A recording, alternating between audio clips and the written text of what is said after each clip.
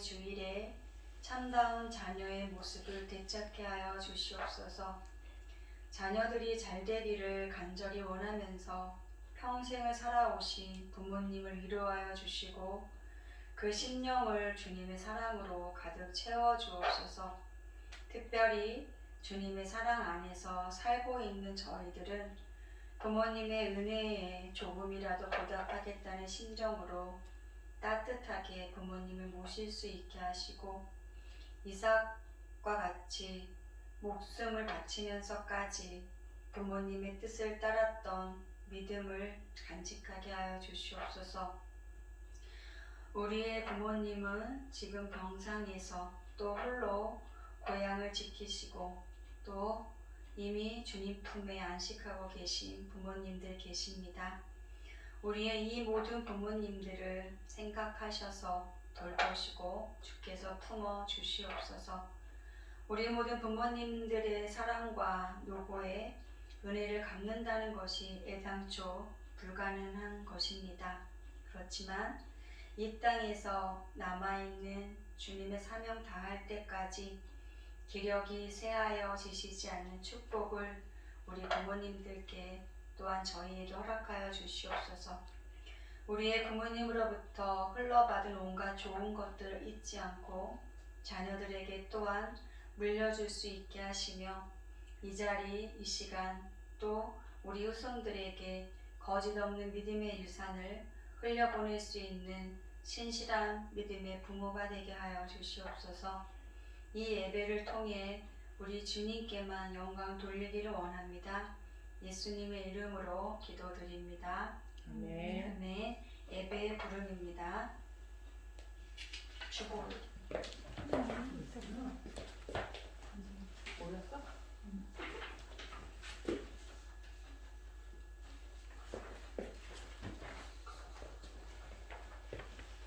우리는 그리스도의 사절입니다. 하나님께서는 우리를 시켜서 여러분에게 권면하십니다. 우리는 그리스도를 대신하여 간청합니다. 여러분은 하나님과 화해하십시오. 아멘. 찬송 94장입니다.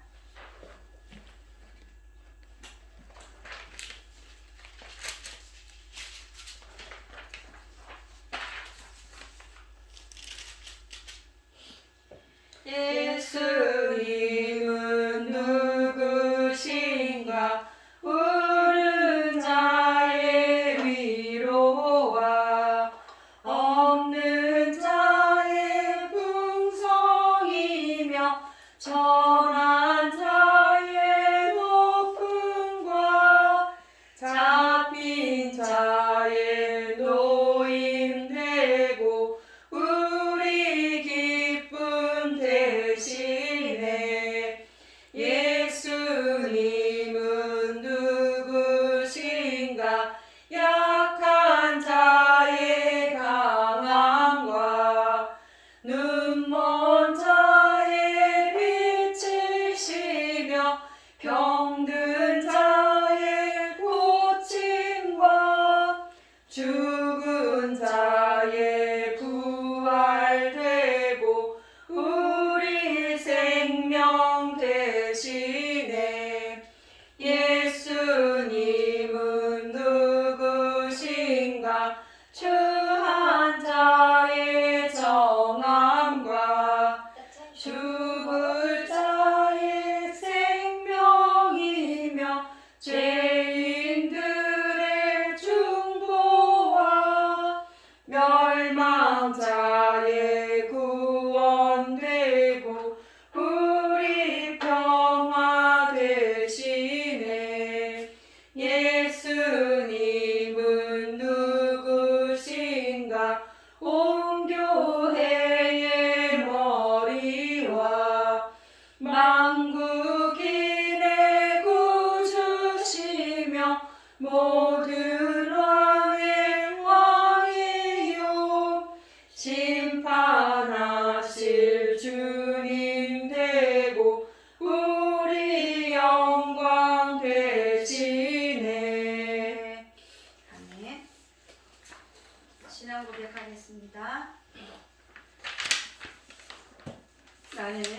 전능하신 아버지 하나님 천지의 창조주를 믿습니다.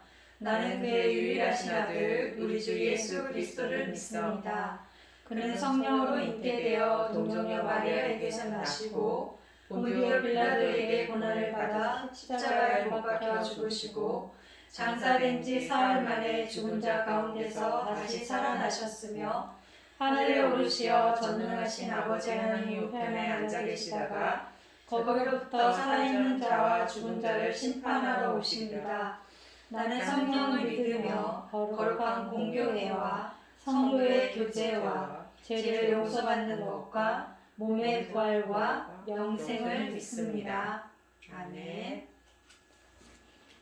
교동문 72번 어버이 주일 교독하시겠습니다.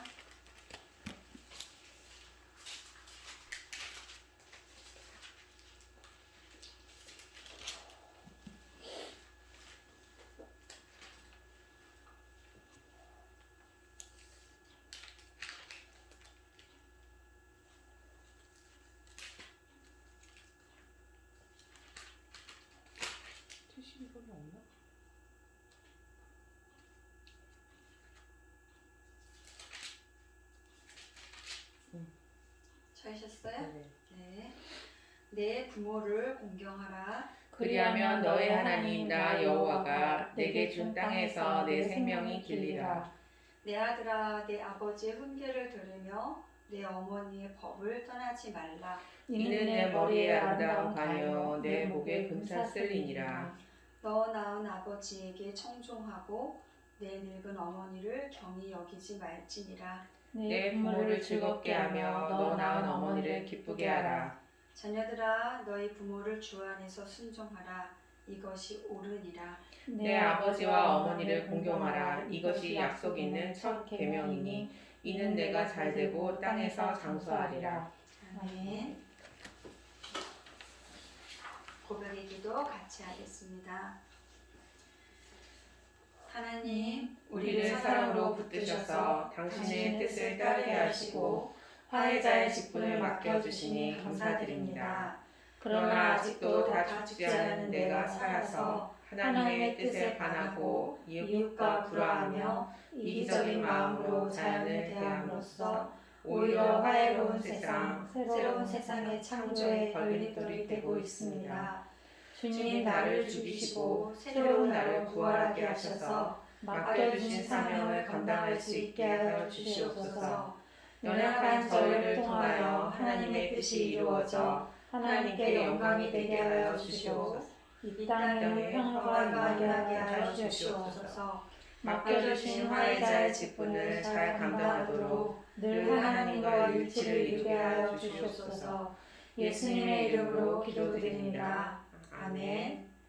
내가 주님께 내 허물을 고백합니다 하였더니 주께서 나의 죄를 기꺼이 용서하셨습니다. 감사합니다. 이제는 이 세상의 죄를 용서받기 위해 중보의 일꾼으로 살겠습니다. 아멘. 자리에 앉으셔서 304장 찬양 함께 들으신 후에 정혜정 선생님 기도 인도해 주시겠습니다. 304장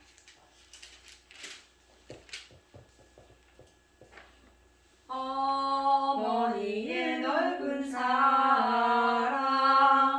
귀하고도 귀하다. 그 사랑이 언제든지 나를 감싸줍니다. 내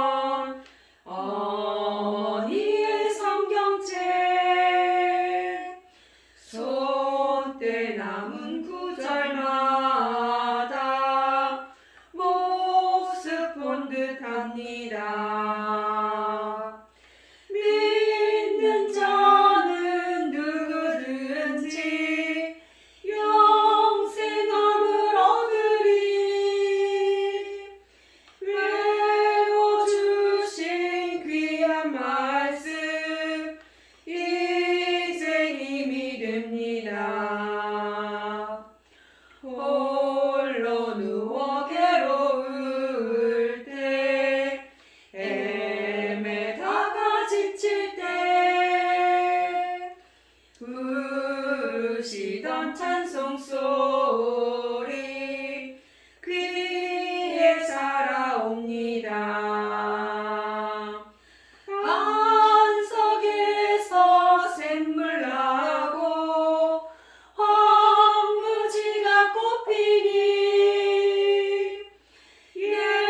예수님과 동행하며 두려울 것 없어라. 온유하고 겸손하며 올바르고 굳세게 어머니의 뜻 받들어 보람 있게 살리라. 풍파많은 세상에서 선한 싸움 싸우다 생명신을 흐르는 곳 길이 함께 살리라.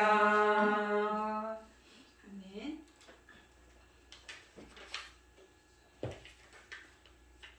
사랑의 주님, 가정의 달 5월과 함께 주님의 자녀된 저희를 주님 전으로 불러주시고 예배드리게 하심을 감사드립니다. 아멘. 우리에게 주어진 시간과 기회들은 모두 아버지 것이온데 지난 한 주간도 아버지 앞에서 성실하지 못했음을 고백합니다. 저희들 회개하오니 용서하여 주시옵소서. 우리에게 주어진 5월도 하나님의 은혜 가운데 승리하게 하시고 아멘. 믿음으로 신실하게 살아가는 삶이 되도록 인도하여 주시고 주어진 일상을 허투루 쓰지 않게 하시고 하나님의 선하신 일들을 기억하며 아버지 닮아가는 저희 모두가 되게 하여 주시옵소서. 5월은 가정의 주일로 지키게 하시어 사랑의 하나님이 이 땅의 어린이들에게 은혜를 베풀어 주시고 하나님의 선하신 인도하심 속에서 주의 말씀으로 양육되게 하시고 정의와 진리로 믿음으로 살아가는 자녀들이 되게 하여 주시옵소서. 또한 주양교회가 자녀들에게 소망 있는 교회가 되기를 원합니다. 주님께서 저희 교회를 사랑하셔서 이곳에 세워주셨사오니 사랑이 많으신 주님의 형상을 잘 드러낼 수 있는 교회가 되게 하여 주시옵소서. 우리 이웃을 위해 기도하게 하시고 사랑으로 손잡아주는 교회가 되게 하여 주시옵소서. 어린아이와 같은 순수한 믿음으로 사회를 위해 살아가는 교회 성도들이 되게 하여 주시옵소서. 가정의 주일 귀한 말씀을 증거하실 전도사님께 크신 능력과 권능을 허락하여 주시옵고 오늘 주실 말씀을 통하여 저희를 새롭게 하시고 성령 충만함을 받아가는 복된 시간 되게 하여 주시옵소서. 이 모든 기도 예수님 이름으로 기도드렸습니다. 아멘. 감사합니다. 오늘 말씀은 두 부분입니다. 자, 강은혜 선생님 창세기 3장 8절 찾아서 읽어주시고요. 찾아주시고 우리 정혜경 선동님은 요한복음 15장 3절에서 4절 펼쳐봐 주시겠습니다.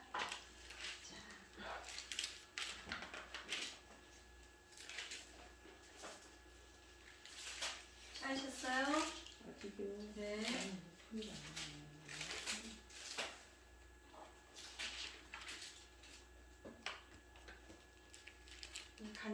강제 껴놓으시고 창세기부터 따라서 같이 적으면서 읽어주시면 같이 보겠습니다.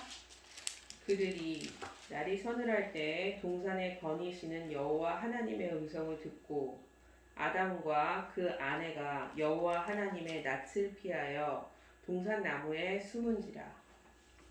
너희는 내가 일러준 말로 이미 깨끗하였으니 내 안에 거하라. 나도 너희 안에 거하리라.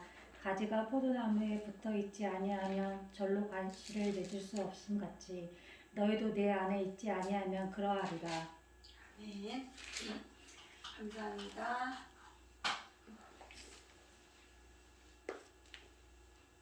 자, 여러분 우리 인사 좀 나누실까요? 샬롬. 샬롬.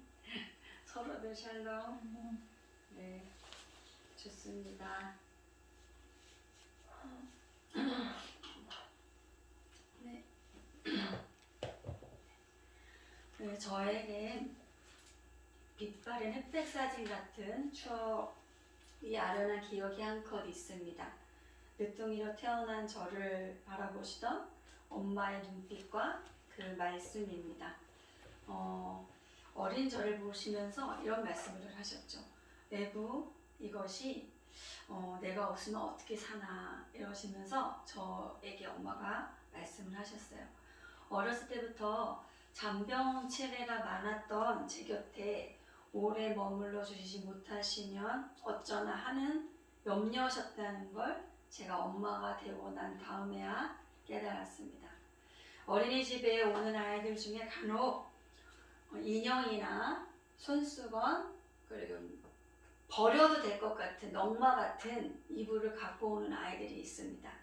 이것들은 모두 엄마 대용품으로 사용되어지는 애착 물건입니다. 어린이집에 있는 동안에 즉 아이가 홀로 엄마의 부재를 겪어내야 할 때 그 물건들은 정서적으로 엄마를 대신합니다. 울음도 잡아주고 잠도 자게 해주고 그 물건을 의지해 엄마의 부재를 견뎌내는 겁니다. 여기 한 사람이 있습니다. 잘 들어보세요. 이 사람이 어떤 사람인지. 이 사람은 세상에서의 자기의 시간이 자신을 보내신 이가 정하신 때가 되면 끝난다는 것을 알고 있는 사람입니다. 그리고 자신이 떠나가야만이 그가 사랑하는 이들에게 유익이 된다는 건 역시 알고 있습니다. 때는 점점 다가오고 남겨질 이들에 대한 그의 마음은 타들어갔습니다. 그와 함께하는 사람들은 그의 행동과 말들을 기이 여길 때가 태반이었습니다. 3년이란 시간을 동고동락한 그와 그의 사람들이었지만 그들은 서로 다른 그림으로 하나님 나라를 그리고 있었습니다. 이 사람은 자신이 그 나라를 위해 보냄받은 존재라는 것을 드러내 보여주었습니다. 포도주 떨어진 혼인집에서 물러 포도주를 만들어 그 끊어질 뻔했던 잔치가 계속되게 했고 왕의 신하의 아들도 고쳐주었고 38년간 중풍병으로 고통받던 이에게 새 삶을 주시고도 그 고쳐준 날이 안식일에 고쳐줬다고 해서 곤혹을 치르기도 했습니다. 또한 배고픈 군중들을 떡과 생선으로 넉넉히 먹였습니다. 그러자 사람들은 더 많이 그에게 모여들었고 그를 왕으로 삼고자 했습니다. 그는 무리를 걸어서 그의 사랑하시는 이들에게 당도하시기도 했고 눈먼 사람에게 밝은 세상을 보게 하시고 급기야 죽어서 부패가 시작된 마리아의 오빠 나사로를 살려내시고 나는 부활이요 생명이다라고 천명하였습니다. 이 많은 표적들을 봄에도 그를 가까이 따랐던 12명 되는 사람들이 그 사람들이나 배고픈 유랑 군중들은 여전히 그의 가슴에 있는 나라를 보지 못했습니다. 그들이 기대했던 오실 그 사람이 이 사람이 아닌 것 같자 그를 따랐던 많은 사람들은 떠나갔습니다. 너희도 가려느냐고 쓸쓸히 묻는 그의 젖은 질문에 어떤 이가 영생의 말씀이 여기 계시오매 니게로 가겠느냐며 그 사람이 갖고 있는 것이 영생이라는 것을 자신도 모르게 고백하기도 했습니다. 이 사람이 누구였죠? 예수님이요. 예수 그리스도. 네네 맞아요. 예수님인데 그 영생의 말씀이 여기 있으니 어디로 가겠느냐 고백한 이 사람. 영생의 말씀이 어디로? 여기 계시오면 우리가 니게로 가겠느냐 베드로인가요? 맞아요. 베드로. 늘 베드로는 기질대로 합니다. 그렇지만 전 베드로가 좋습니다. 저 같아서 좋습니다.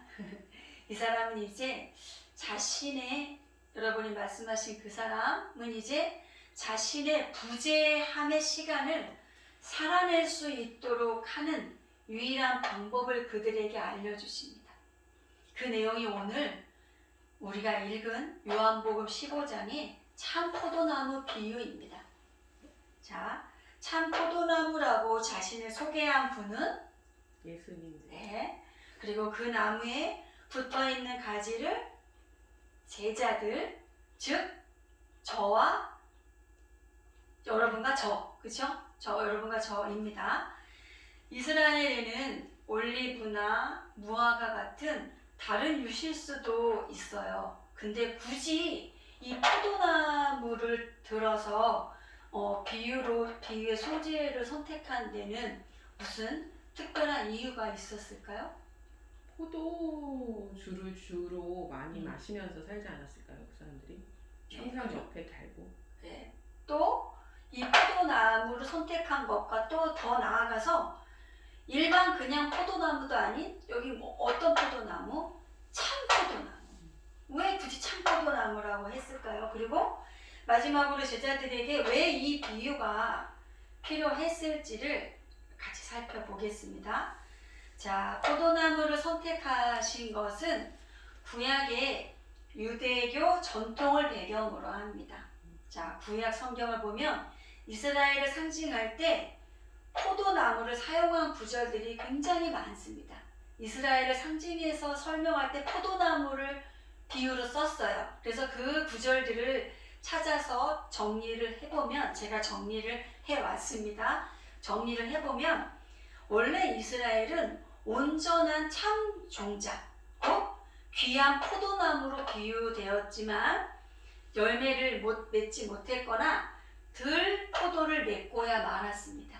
이스라엘이 온전한 포도나무 종자였는데 그들이 맺은 건 들포도나무 열매나 아예 맺지를 못했다는 거예요.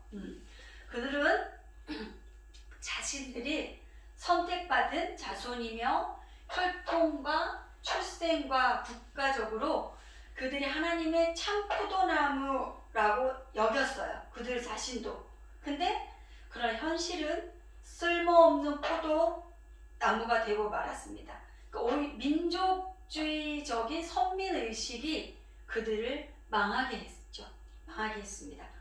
참이라 함은 거짓의 반대 개념의 참이 아니라 모형에 대한 실제에서의 참입니다. 모형물에 대한 모형이 아닌 실제. 이거는 꽃의 모형이죠. 근데 진짜 꽃은 모형이 아니라 꽃이죠. 그런 의미에서 참 포도나무 시래요. 예수님께서 보겠습니다. 모형이었던 이스라엘은 하나님께서 그들을 부르신 목표에 도달하지 못했지만 실제이신 누구? 예수님으로 인해 새 이스라엘이 등장합니다. 그리고 그리스도와 연합된 우리 모두는 이제 새 이스라엘입니다. 요한은 그의 복음서를 구성함에 있어서 1장에서 12장까지는 표적의 책이라고 부를 만큼 예수님이 누구인지 예수님의 정체성을 드러내는 내용으로 의도를 갖고 배치했습니다. 공간복음서들과도 사건의 배열함에 있어서 차이가 많이 납니다. 앞에 마태, 마가, 누가복음이니 공간복음서는 어떻게 보면 사건이 일어난 순서대로 기록을 했어요. 근데 요한복음은 공간복음서와 배열 순서가 달라요. 그러면 틀린 것인가? 그게 아니라 요한복음은 의미적인 순서로 의도를 갖고 구성을 했습니다. 그래서 13장부터 20장까지는 이제 십자가에 가까이 가시는 예수 그리스도에 대해서, 십자가의 영광에 다다르시는 예수님에 대해서, 또 그러시면서 그 남아있는 자들에 대해서 어떻게 살아야 할 걸지에 대해서 가르치는 십자가의 영광의 책, 제자교육이라고 볼 수 있습니다. 그리고 21장은 부록으로 붙어있는 에필로그입니다.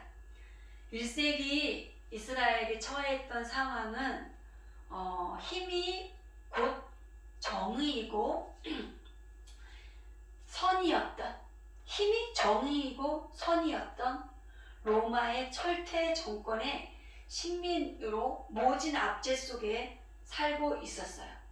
앞으로 그들에게는 예수를 따른다는 게 이유가 되어서 지금보다 더 미움을 받고 핍박을 겪으며 또 심지어 출교의 상황까지도 일어날 것입니다.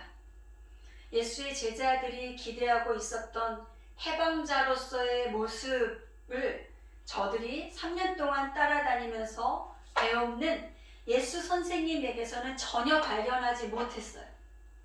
선생님은 강함이 아닌 오히려 약함을 가르쳤고 지배가 아닌 섬김을 이야기하셨습니다. 그리고 심지어 유대 율법의 전통에서 금기시하는 사람들과 친구를 하셨고 또 일부러 그러한 곳을 찾아서 머무시며 그 선생님을 행복해 하셨습니다. 세상이 좋아하고 세상이 가르치는 가치와는 전혀 먼 말씀만 늘 하셨습니다. 사정이 이렇다 보니 무리의 마음속에는 초조함과 불안이 커져가고 있었어요.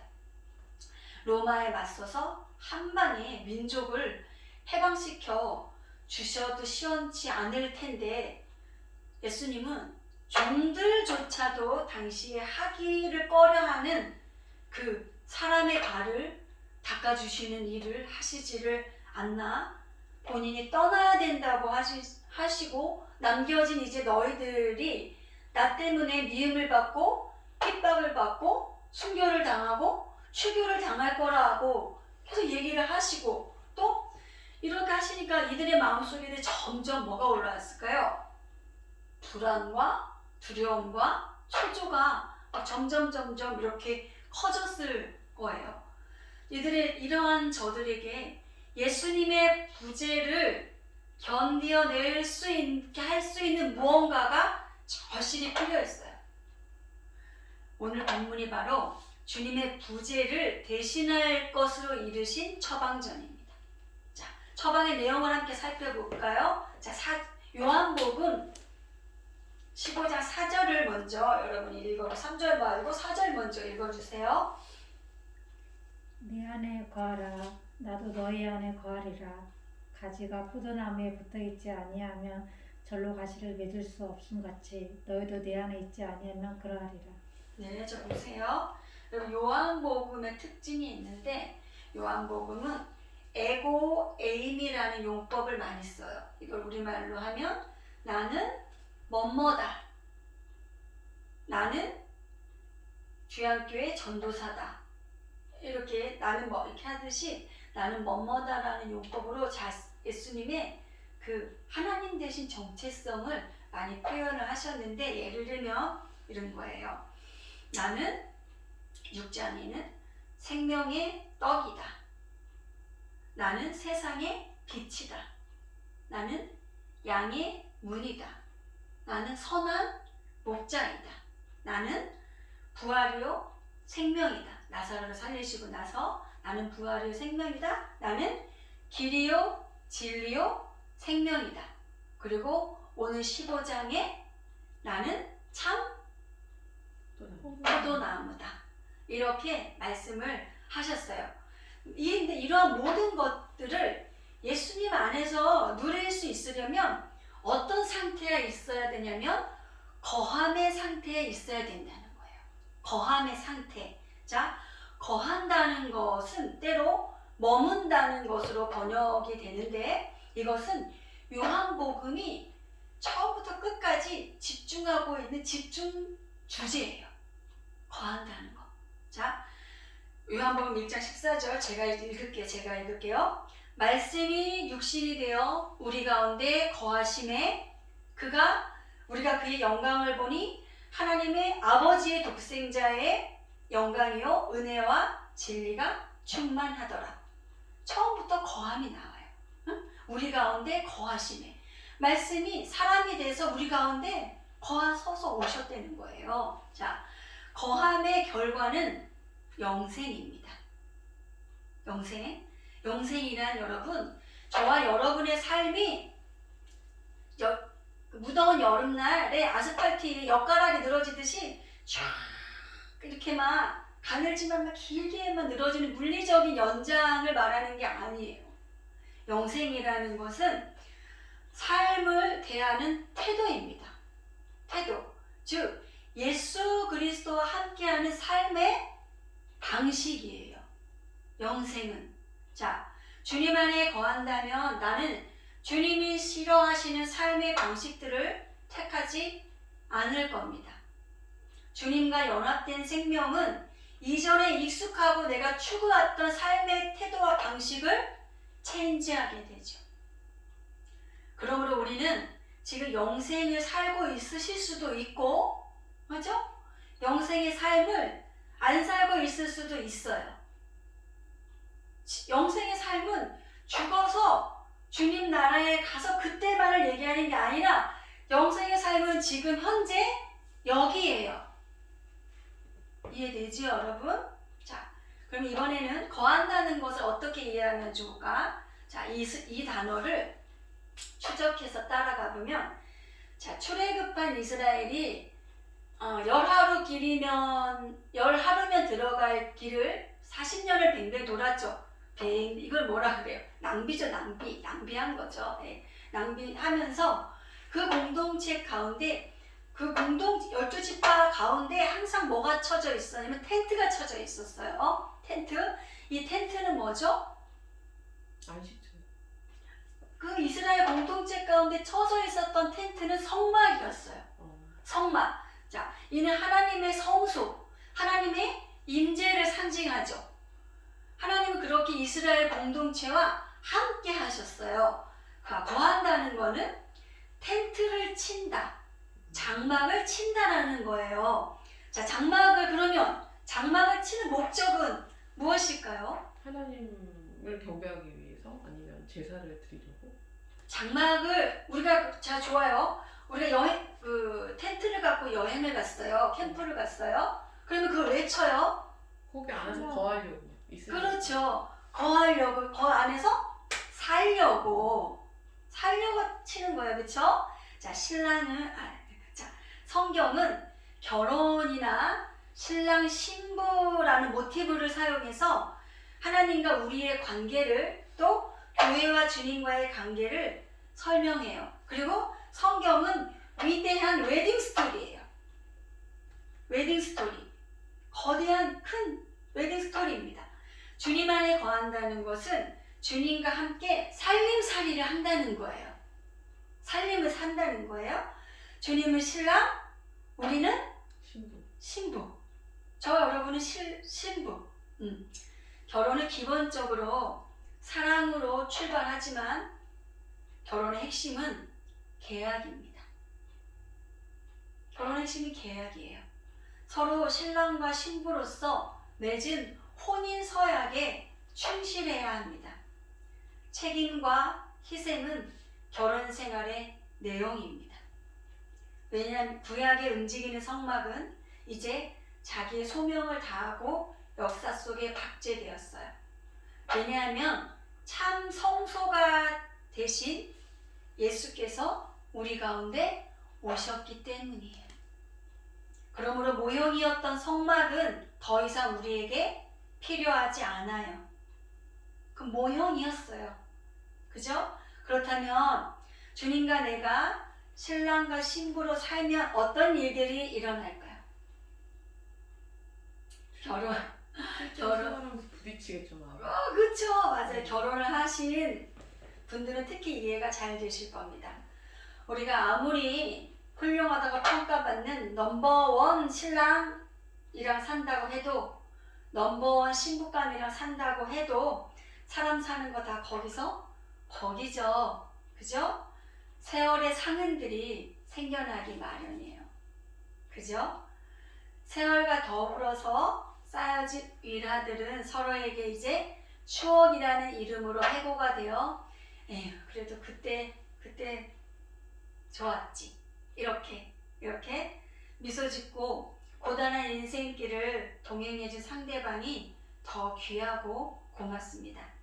결혼 생활을 통해서 부부는 더 성장하고 성숙해지는 겁니다. 결혼의 목적은 행복이라기보다 두 사람이 세월과 함께 성장통을 같이 겪어내면서 성숙해 가는 게 목적입니다. 자, 그럼 주님이 부재하신 상황에서 함께 살림을 산다는 것, 거한다는 건 좀 추상적이죠. 신랑이 없는데 신부 혼자 어떻게 살고 있으라는 거예요. 본인은 지금 처소를 준비하러 가신다네요. 자, 이건 유대인의 결혼 풍습이 좀 이해를 하셔야 되는데, 자, 유대인의 결혼은 어떻게 보면 두 번 결혼식을 하는 거예요. 한 번은 정혼을 해요. 신부 집에서. 그래서 마리아가 요셉과 정혼한 상태였어요. 그리고 신랑은 이제 그 신부를 맞이하러 자기 집으로 가서 그 신부를 맞이할 뭐를 지어요? 집을 지어요, 신랑이. 그러면 그 집을 지으면 그 시간이 보통 1년 정도 걸린대요. 그러면 이제 아버지가 보시고 신부를 데려와도 되겠다 하면, 아버지가 허락을 하시면 신랑이 와서 이제 신부를 진짜 데려가는 거죠. 그래, 이런 상황이, 그래서 신랑이신 우리 주님이 신부인 우리를 위해서 처소를 준비하러 가셨다는 겁니다. 여러분 이해가 되시죠? 자, 그래서 오늘 비유의 끝자락에 보면 여러분 15장 요한복음 15장 여러분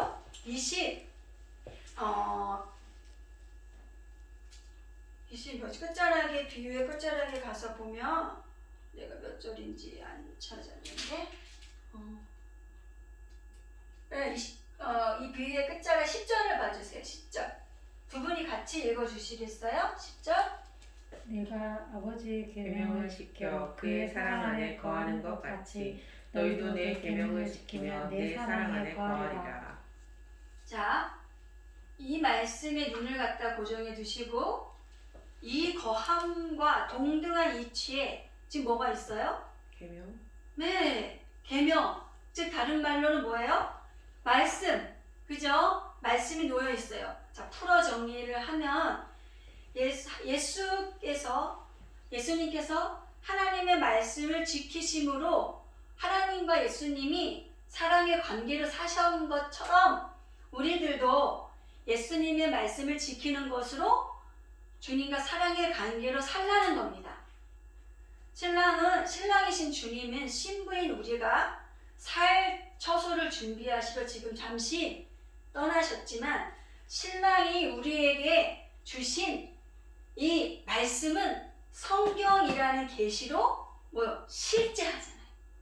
성경이라는 여기는 모두 신랑인 우리에 대한 사랑의 언어예요. 이 성경을 꾹 비틀어 짜면 마지막 한 방울 뭐가 나오겠어요? 사랑이 나오죠. 성경을 비틀어 짜면 사랑입니다. 사랑이 떨어집니다. 자, 신랑과 내가 함께 할 수 있는 유일한 길은 말씀과 함께 사는 삶에 있다는 겁니다.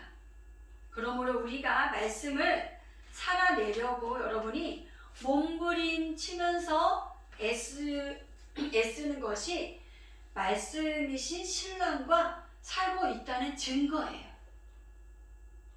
때로 이런 생각이 드실 때가 있지 않아요? 내가 이래갖고, 내가 구원받은 게 내가 확실한가 아닌가, 내가 하나님의 자녀 확실한가 아닌가, 이런 내 속에 내 확신이 없게 느껴질 때가 있어요. 근데 이런 걸로 내가 확인할 수 있어요. 뭐냐면 내가 너무 공고해. 내 삶이 너무나도 공고하고 하는 일도 안 되고, 그럼 어디다 마음이 너무 건조해. 근데 그럴 때 내 마음에서 스물이 기어 올라오는 생각이, 예배를 드려야겠다. 기도를 해야겠다. 말씀을 봐야겠다. 이런 마음들이 스물스물 기어 올라오죠. 그럼 내가 구원받은 증거라고 보시면 돼요. 내 속에 말씀이 계시지 않으면 그런 반응들이 나타날 수가 없어요. 절대. 하나님을 내가 그러할 때 하나님을 찾고 그래도 내가 뭐 잘못했나 말씀 앞에 이렇게 자꾸 이렇게 주님의 말씀 앞에 나를 돌아보게 되는 모습들이 내 안에 있다면 나는 구원받은 거 맞아요. 아버지 자신 맞아요. 네. 자, 내 신랑에 대한 말씀에 대한 부담이 없다면 지금 내가 뭔가 잘못되어 가고 있고 병들었다는 확실한 증거예요. 말씀에 대한 부담이 또 없다면, 말씀에 대한 거룩함, 부담이 나의 삶을 잡고 있는지 한번 들여다보시기 바랍니다. 신앙은 언제나 소속의 싸움이에요. 소속의 싸움. 내가 어디에 누구에게 소속되어 있는가 하는 싸움이에요. 다윗이 골리앗과 싸울 때 뭐라 그랬어요? 나는 만군의 하나, 너는 칼과 창과 그 무기를 의지하고 나오지만 나는 만군의 하나님 여호와의 이름으로라고. 그건 뭐냐면 나는 하나님께 속한 사람으로 너랑 싸운다고 고백한 겁니다. 그 소속의 싸움이에요. 그리고 또 가인을 설명할 때 저는 마귀에게 속하여 라고 표현한 부분이 계시록에 가면 있어요. 그러니까 가인은 어디에 속했던 거예요? 마귀에게 속했던 거예요. 아벨은 그리스도께 속했던 거고. 소속의 싸움입니다. 신앙은. 자, 그러나 저와 여러분이 사는 이 세상에서 세상의 가치들은 전부 하나님의 말씀을 거스르는 것들 투성이잖아요. 그렇죠? 그런 것 속에서 말씀을 지키고 산다는 게 어려워요. 보통 어려운 게 아니라 많이 어려워요. 그렇죠? 어려워요. 안 어려우세요? 어려워요. 네, 저만 어려운 줄. 아니요, 많이 어려워요. 자, 왜냐하면 그건 왜 어려운가 하면 여러분, 우리의 조상 이 저 에덴에서 하나님의 말씀을 순종하지 않음으로 들어온 죄의 DNA가 내게도 있기 때문이에요. 이 유전자 속에 여러분 유전처럼 진짜 힘이 센 게 어딨어요. 맞아요. 똑같잖아요. 누가 봐도 우리 요한이 엄마 아들이잖아요. 그쵸? 우리 서희 아빠 아들이고, 우리 주연이 아빠 아들이. 웰컴입니다. 어버이날 선물로 예배를 드려주러 오신다고 선물 받았습니다. 자, 이 유전자를 거슬러 산다는 것은 죽을 것만큼 어려워요. 죄의 DNA가 우리 속에 있어요. 그러므로 우리는 전쟁터에 파병된 군사예요, 군사. 내 신랑 주님과의 사랑에 충실한 신부라면 반드시 만나는 전쟁입니다. 이 전쟁은. 그래서 우리의 이 사랑은 그야말로 전쟁 같은 사랑이에요. 전쟁 같은 사랑. 오늘 말씀 제목 보세요. 읽어보세요. 전쟁 같은 사랑. 몰랐죠? 말씀 제목. 우리의 삶은 전쟁 같은 사랑으로 이 신랑과 이 신랑에 대한 소속의 싸움을 지켜내야 하는 거예요. 그쵸? 싸움은. 창세기 기자는 첫 인류가 하나님의 말씀을 어기고 선악을 알게 하는 나무의 열매를 먹던 날의 모습을 이렇게 고발합니다. 창세기 3장 8절 읽어보실까요? 창세기 3장 8절. 네. 그들이 날이 서늘할 때 동산에 거니시는 여호와 하나님의 음성을 듣고 아담과 그 아내가 여호와 하나님의 낯을 피하여 동산 나무 사이에 숨은지라. 자, 하나님의 소리를 듣고가 여러분 지금 하나님의 음성을 듣고라고 되어 있나요? 여러분 번역에는? 네, 하나님의 음성을 듣고. 네, 제가 설교 준비했던 거에는 하나님의 소리로 되어 있어서 네, 하나님의 음성입니다. 자, 즉 불순종한 후에 수치심 때문에 나뭇잎으로 몸을 가렸죠. 그들이 나뭇잎으로 몸을 가리고 있었지만 하나님의 음성, 즉 하나님의 말씀이 들려올 때 그들은 뭔가 잘못되어 가고 있다는 걸 느꼈을 겁니다. 나무 사이로 숨어버립니다. 그러나 여러분, 창조주 앞에서 우리가 숨을 수 있는 곳은 없어요. 하늘에 올라가도, 지옥 끝에 가서 자리를 펴도, 그리고 저 바닥 끝에 가서 있는다고 해도 우리가 숨을 수 있는 곳은 없어요. 그렇게 첫 아담은 말씀 앞에 실패했습니다. 그 결과 그들은 영생을 상실하고, 영생을 상실했죠. 하나님과 함께한 삶의 방식을 하나님과 함께하지 못하게 됐잖아요. 하나님과의 단절의 고통 속에 살아가는 형벌에 처하게 되었습니다. 첫 인류는 말씀을 순종하지 않음으로 하나님과의 화평을 깼습니다. 사랑이신 하나님은 인류에게 다시 화평의 길을 만들어 주셨습니다. 뒤틀려진 관계를 바로 세울 수 있도록 방법을 내셨습니다. 그 바로잡는 일 역시 말씀이어야만 했습니다. 두 번째 아담이신 예수 그리스도는 우리 가운데 내려오신 말씀입니다.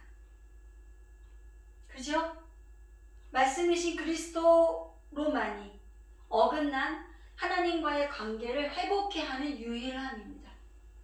요한은 그의 복음서에서 그리스도는 이런 분이야, 예수님이 이런 분이야라고 계속 얘기를 합니다. 그 표적을 보인 이유도 그런 거예요. 이분이 이런 분이야, 너 영접할래 안 할래? 이걸 계속해서 물어요. 요한복음은 계속해서 묻습니다. 영접을 해야 하나님과 샬롬의 상태가, 화평의 상태가 되기 때문입니다. 요한복음 15장 3절을 이제 읽어주세요. 15장 3절 여러분 같이 읽어주시겠어요? 너희는 내가 일러준 말로 이미 깨끗하였으니. 네, 성소이신 예수님께 들어가기 위해서 선행돼야 될 과제가 있었어요. 그것은 깨끗해져야 하는 거예요. 이것은 신체적인 청결을 말하는 것이 아닙니다. 영적인 연합됨, 즉 영접함을 말하는 거예요.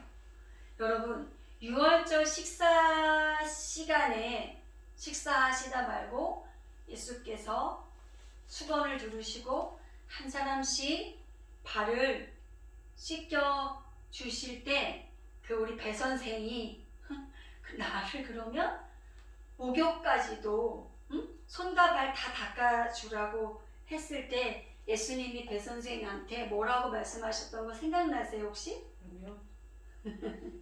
이미 목욕한 사람은 발만 씻으면 된다고 했던 말이 이미 목욕한 사람은 발밖에 씻을 필요가 없다고 말씀하셨어요. 이건 또 왜냐면 당시 목욕 문화가 요한은 이 복음서를 에베소에 있는 그의 성도들에게 1차 수신자로 주려고 이 복음서를 썼어요. 에베소는 어떤 도시냐고 하면 로마의 문화와 로마의 가치를 정말 철저하게 드러내는 그런 도시였어요. 거기서 바울도 목회를 했고 디모데도 목회를 합니다. 그런 도시에 로마가 특히 발달한 게 뭐였어요? 목욕탕이죠. 그냥 목욕탕 정도, 동네 사우나 정도가 아니라 캐리비안 베이 급의 목욕탕이었어요. 그 목욕탕에서만은 남녀나 종이나 상전이나 다 틀어 없어지는 자유로운 공간. 그러다 보니까 음란과 퇴폐의 공간이 목욕탕이었어요. 어쩌면 로마는 그 목욕탕 때문에 망한 것일 수도 있어요. 근데 자 그러면 본탕에서 목욕을 하고 옷을 입으러 올 거 아니에요. 그럼 옷을 입으러 오는 동안 뭐가 더럽혀져요? 발이. 네, 그러니까 발을 이제 그쵸? 발만 씻을 필요가 없다는 거는 이런 의미인 거예요. 당시의 목욕 문화를 이해하면 이 얘기가 쉽게 이게 이해가 되죠. 그래서 발만 씻으면 된다고 이제 말씀을 하신 겁니다. 자, 근데 온몸이 깨끗하니라 너희가 깨끗하다 그러나 다는 아니다. 그 제자들 중에서 깨끗하지 않은 존재가 있다는 거예요. 영접하지 않은 존재가 있는 거예요. 누구였죠? 가룟 유다. 네, 유다였어요. 이미 목욕을 했다는 건 예수님을 주인으로 영접했다는 거예요. 근데 유다는 그런 척 했지 실상은 아니었기에 그의 삶에는 배신의 열매가 맺힌 거죠. 열매를 보면 그 사람을 알 수 있잖아요. 그가 맺는 삶의 열매를 보면 그 사람이 참 그리스도인인지 아닌지 알 수 있는 거예요. 자, 영접의 내용물은 오직 말씀입니다. 주님의 말씀이 들려졌을 때 전인격적으로 그분을 받아들이는 우리들의 반응이 영접함이에요. 영접은 영생의 삶을 살 수 있게 하고 우리를 선한 열매의 삶으로 이끄십니다. 그렇죠? 자, 저의 아버지께서 소천하신 지는 10년이 넘었어요. 벌써 네, 10년이 넘었어요. 어느 해 가을 아버지는 하교한 저를 데리고 버섯을 따러 가자고 하셨어요. 제가 몇 번도 말씀드렸죠. 검게 그을은 그 총부의 사람 좋은 미소. 지금도 그 아버지의 미소를 잊을 수가 없어요. 그 나무 사이로 불어오는 바람 소리. 그리고 바스락바스락 그 가을 낙엽들이 솔나무들이 쌓여서 만든 그 갈비 낙엽의 그 느낌. 그 숲속의 공기 냄새. 모든 게 저에게 아직도 여전해요. 고지식한 옛날 분이신 아버지께서 저와 놀아주셨던 유일한 기억이에요. 생애 추운 날을 만날 때마다 그 기억을 소환해서 제 마음을 쬐고 다시 삶 속으로 걸어가고 있는 저를 보았습니다. 그 기억은 아버지입니다. 아버지는 지금 부재하시지만 여전히 존재하심으로 저는 아버지의 사랑을 느낍니다. 아니, 오히려 시간이 갈수록 더더욱 아버지에 대한 사랑과 그리움이 깊어집니다.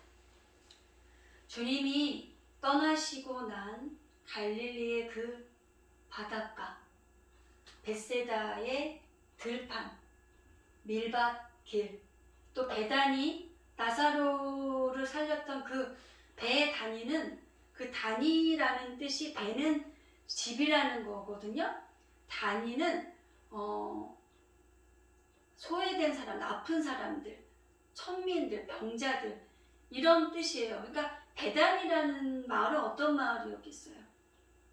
낮고 약하고 천하고 가난하고 멸시받는 사람들이 모여 살던 곳이 베단이었던 거예요. 그곳에 마리아 마르다, 나사로의 삼남매도 살고 있었던 거죠. 그리고 그 나사로를 살리셨던 그 베다니의 골목들, 그리고 하늘을 나는 새들, 또 들에 핀 그 샤론의 꽃들을 볼 때 이 남은 사람들은 그때 주님께서 하셨던 말씀들이 생각났을 겁니다. 그렇죠? 그리고 어쩜 이런 이야기를 나눴을 거예요. 그때 우리 주님이 이렇게 우리에게 말씀하셨어 하며 주님과 함께했던 순간들을 기억하면서 그들도 더욱 주님을 사랑하게 되었을 겁니다. 그때는 깨닫지 못했지만 오히려 주님이 떠나시고 난 후에야 주님의 하신 행동과 말씀들이 의미가 깨달아졌어요. 그죠? 부재하시지만 주님은 그들 속에 여전히 말씀으로 살아계셨습니다. 말씀대로 그들은 세상에게 미움을 받았고 박해를 당하여 흩어져야 했습니다. 그러나 그 모든 일 당하는 것을 이상한 일처럼 여기지 않았어요. 주님이 떠나시고 난 다음에 그들이 오히려 복음 때문에 능력받는 것을 마땅한 일 당한다라고 생각했어요. 기뻐했어요. 오히려 감사하고 기뻐했어요. 이런 사람들을 세상이 어떻게 감당하겠습니까? 세상은 이런 사람들을 감당할 수가 없습니다. 그들이 가는 곳마다 시끄러워졌어요. 그들은 세상을 소란케 했어요. 죽음의 세상에 상 말씀이 던져지니 그건 당연한 일이었습니다. 그러나 핍박이 더해질수록 복음도 그 마른 가을날에 불 하나를 던졌을 때 들불이 번져가는 거 혹시 보셨어요? 시골에 사셨으니까? 논두렁 타는 거 보시면 하나 딱 던지면 어떻게 해요? 막 날아가. 샥 하고 들불이 퍼지듯 그게 복음은 퍼졌어요. 그리고 민들레 홀씨가 막 날아가듯 복음은 널리 널리 날아갔어요. 날아가 오늘 저와 여러분에게까지 복음은 날아오셨습니다. 저와 여러분이 함께 살림하고 계신 신랑은 누구신지요? 그 신랑과 내가 어떤 삶의 스토리를 지금 쓰고 계신지요? 우리의 삶의 현장에 전쟁 같은 사랑을 치러낸 상흔이 있는지요? 오늘도 나는 주님의 순결한 신부이신지요? 기도하겠습니다. 주님, 다른 곳이 아니고 다른 분이 아닌 오직 주님 안에 또 내 안에 주님만 머무르는 삶이 될 수 있게 우리를 돕고 도와주시옵소서. 예수님 이름으로 기도합니다. 아멘. 우리 찬송가 305장 부르시면서 정영 선생님이 수고해 주시겠습니다. 305장.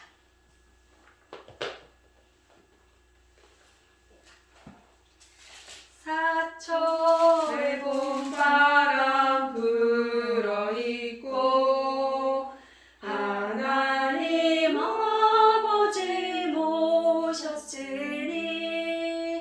믿음의 반석도 든든하다. 우리 집 즐거운 동산이라. 고마워라 임마누엘, 예수만 섬기는 우리 집. 고마워라 임마누엘, 복되고 즐거운 하루하루. 아버지 우리를 보이시고 동기들 사랑에 뭉쳐있고 기쁨과 서름도 같이 하니 한간의 조가도 천국이라. 고마워라 임마누엘, 예수만 섬기는 우리 집. 고마워라 임마누엘, 복되고 즐거운 하루하루. 아침과 저녁에 수고하여 다 같이 일하는 온 식구가 한상에 둘러서 먹고 마셔. 여기가 우리의 낙원이라. 고마워라 임마누엘, 예수만 섬기는 우리 집. 고마워라 임마누엘, 복되고 즐거운 하루하루. 아멘. 우리 기도하시겠습니다. 아버지 고맙습니다.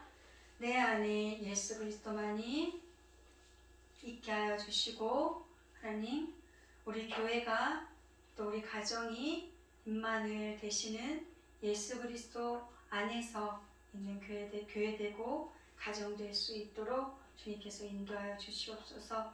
아버지, 이제 내가 그리스도의 신부로서 전쟁 같은 사랑을 지켜가기 위해서 다시 세상으로 저희가 나아갑니다. 하나님, 우리의 삶의 전쟁 속에 말씀으로 늘 임재하여 주셔서 하나님 그 말씀 힘입어 하나님 주님과 나의 이 사랑의 동산을 지켜갈 수 있는 저와 우리 성도들의 삶 될 수 있도록 주님이 인도하여 주시옵소서. 아버지, 오늘 귀한 예물 하나님 전에 드렸습니다. 아버지, 예물은 하나님의 생명을 살리고 하나님의 정의를 이루고 하나님께서 화평케 하기 원하시는 곳에 이 물질이 흘러갈 수 있도록 주님께서 우리들에게 물질을 사용할 때 지혜를 더하여 주시기를 원합니다. 우리 사랑하는 귀한 성도들의 가정, 궁핍과 어려움 당하지 않도록 하여 주시고 필요한 것 주께서 공급하여 주시옵소서. 주님이 함께 하시는 거 믿고 감사하며 예수님 이름으로 기도합니다. 아멘. 자, 우리 다음 주는 성은아 목사님께서 말씀해 주시겠고요. 그다음에 우리 강은혜 선생님이 기도와 헌금연 수고해 주시도록 하겠습니다. 자, 모두 자리에서 일어나셔서 59장 찬양 드리시고 우리 주기도문으로 예배의 모든 순서를 마치겠습니다.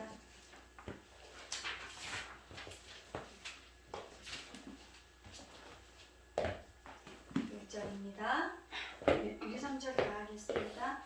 성전을 떠나가기 전 머리를 숙일 때 주께서 함께 계시고 복 내려 주소서. 집으로 돌아가는 길 주 동행하시고 내 모든 언행 식사를 다 지켜주소서. 거룩한 날이 다가고 저녁이 되도록 주 우리 맘에 빛되사 늘 계시옵소서.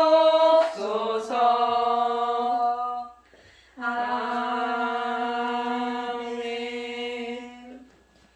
하늘에 계신 우리 아버지, 아버지의 이름을 거룩하게 하시며 아버지의 나라가 오게 하시며 아버지의 뜻이 하늘에서와 같이 땅에서도 이루어지게 하소서.